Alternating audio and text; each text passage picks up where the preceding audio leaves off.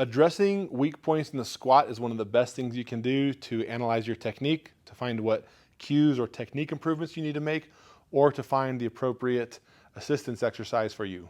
Being weak in the bottom is generally seen by either collapsing into the hole, where you start to try and go for your dip, or you're approaching the hole and you just collapse. You round and you have no stability to reverse the bar. Or you can go down fine, but as soon as you try to come up again, you can't get hardly any movement, you barely get out of the hole, and you can't complete the lift.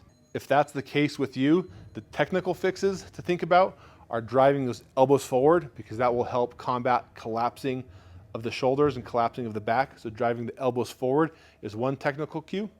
Another technical cue is making sure you have those weights on the heels to the balls of your feet. If you have too much weight forward on your toes, you're not going to be able to have the leverage to properly drive that bar back up.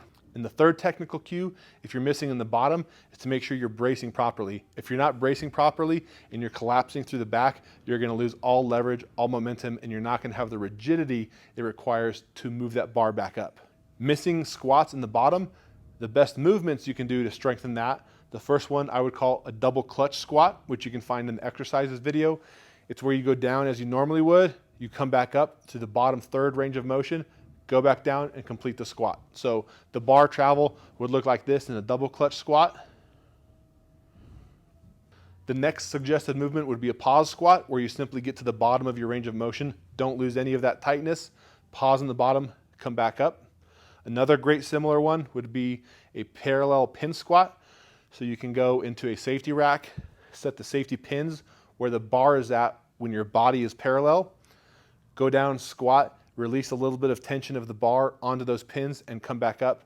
Make sure you're at the parallel position or even slightly below. The next movement I would consider if you're missing squats in the bottom is the safety squat bar. The safety squat bar and how it loads on you allows you to get a very deep squat. If you can strengthen that deep squat position even deeper than parallel, then that means you can strengthen what's above it. So strengthen what's below it, and then in the competition squat, as you come back up, now you'll be stronger where you normally miss your lift. Finally, if you're missing a squat in the bottom, good mornings can be very good for you.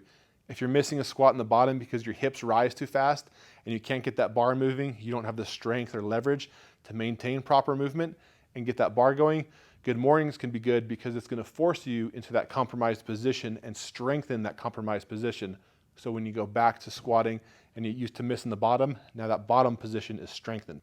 When focusing on the muscles that you need to strengthen if you're missing squats in the bottom, the first would be glutes.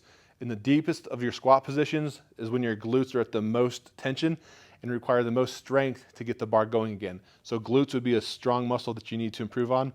The other would be a deep quad position. So if you're doing leg extensions or any sort of quad movement, you need to resemble where you're missing a squat, which would be in the very bottom when your knee is in a deep flexion.